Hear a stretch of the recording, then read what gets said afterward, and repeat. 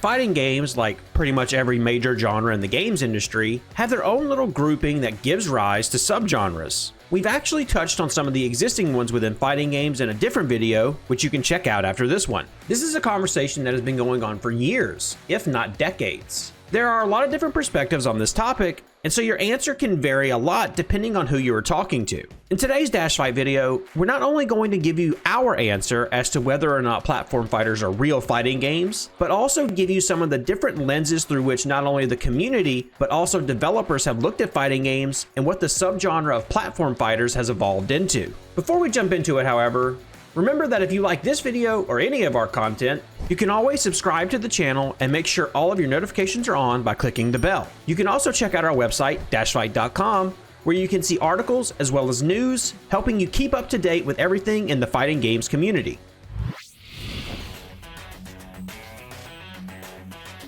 Even just to begin a discussion about whether or not platform fighters are fighting games by themselves, we have to start with some sort of definition. Unlike other genres, fighting games are actually very hard to define clearly, in a way that creates just a series of checkboxes that have to be met. So in the simplest terms possible, a fighting game is one in which two opponents engage in melee combat, sharing space inside one screen, often until one of the characters is knocked out. And yes, every single asterisk in this statement is there for a reason, because fighting games are widely complex, and a lot of the time, what makes a fighting game fun is breaking the mold and doing something that is fun through the subversion of the genre. I mean, there is a game that literally combines chess and fighting game mechanics. This chaotic trait should mean that platform fighters feel right at home in the genre, but at various points during the history of the industry, questions have been raised about it. But why?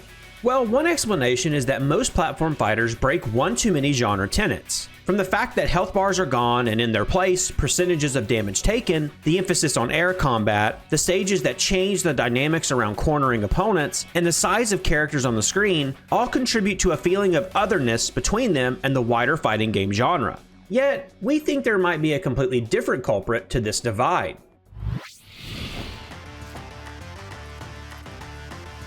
There is no conversation about platform fighters that is complete without the mentioning of Super Smash Bros. Not just a major platform fighter, not just a major fighting game, but absolutely one of the biggest franchises and cross-franchise games of all time. Although not the perfect measurement of success, Super Smash Bros. Ultimate is the only fighting game that has been nominated for Game of the Year at the Game Awards back in 2019. Yes, even in 2023 with Street Fighter 6 breaking all sorts of records, the team at Capcom has yet to be put in the running for Game of the Year. Obviously, industry accolades are not the be-all end-all of this conversation, but it gives us a hint as to where the gaming industry as a whole sees platform fighter games like Super Smash Bros. They are categorically in the fighting game genre. Whether we like it or not, Super Smash Bros., especially the run-up from the original game to arguably its peak in Melee, has had a lasting impact on the genre. So much so that its features and mechanics became an easy test against future platform fighters, potentially stifling their popularity. To make a point of comparison, there used to be a game that absolutely dominated its genre, that made it so that everybody believed all games like it were just a little bit of a copy of that original title, modified a bit maybe, some changes to the game's mechanics here and there, but ultimately the core of that game is what made it fun, and thus every other game made after it that had some similarity to it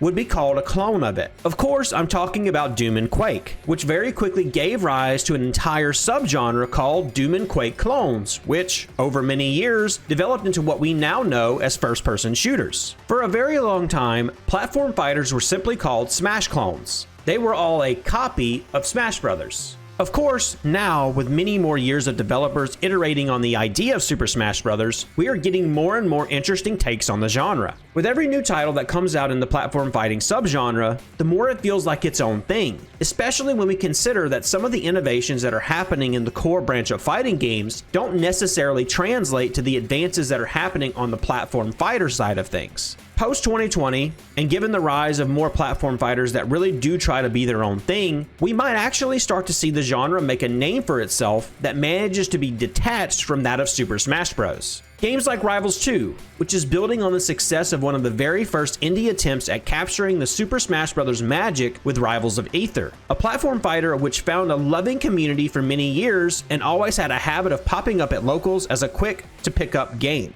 Another title worth a shout is Nickelodeon All-Star Brawl, which actually has had 2 releases since the last time Super Smash Bros. Had one. Although it's clear that Nickelodeon All-Star Brawl is not going to replace Super Smash Bros., it's nice to see it be given the chance to iterate on its design and to bring even more content with its sequel. You also have Multiverses, which has gone behind closed doors at the moment so that the development team at Player First Games has more time to develop it. But already, in its first year of release, it actually went on to win Fighting Game of the Year at the Game Awards. Of course, no mention of platform fighters would be completed without talking about Brawlhalla, so let's do that.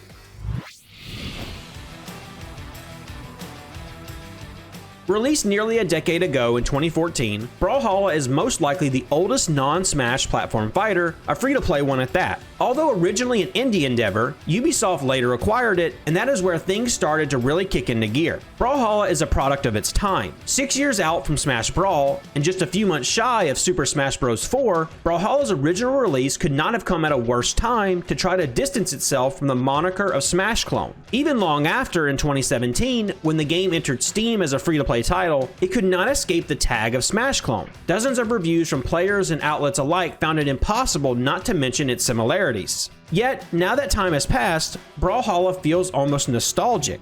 Platform fighters of today have a lot more complexity in each of their characters, which very much follows the path that Super Smash Bros. Ultimate carved when it decided that virtually every character should have ungodly amount of depth to it. In a world without Smash Ultimate, would the Multiverses, Rivals, and Nickelodeon All-Star Brawls of the genre be closer to Brawlhalla than they are in actuality? Would that be enough to create real separation between them and what we call fighting games? Going back to our comparison with first-person shooters, it was Half-Life, Thief, Deus Ex, and other contemporaries that showed the great potential of what once was considered just a pure point-and-shoot genre, demonstrating that it could do its own thing. We might be standing in the middle of the road where platform fighters finally can shed the Smash comparison while also lending enough of its features to solidify a unique identity for themselves. Whether that will continue and eventually lead to a split between them and fighting games might be a question for the next generation.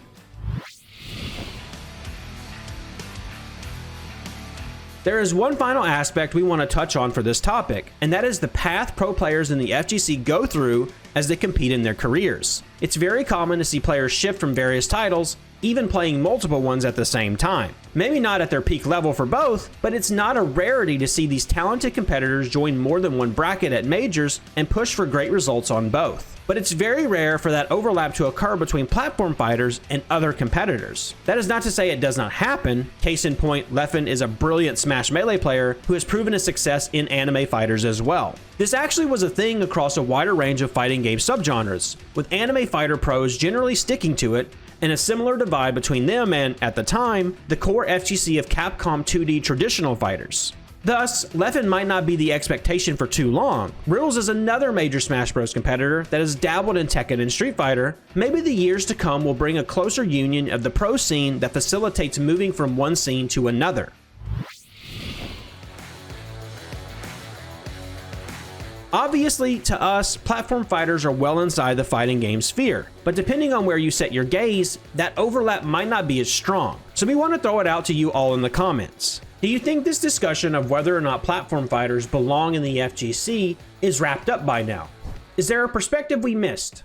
Let us know. And while you were down there in the comments, why not subscribe to DashFight and check out our Patreon to get some more DashFight in your life? Thanks for watching, and we'll see you in the next video.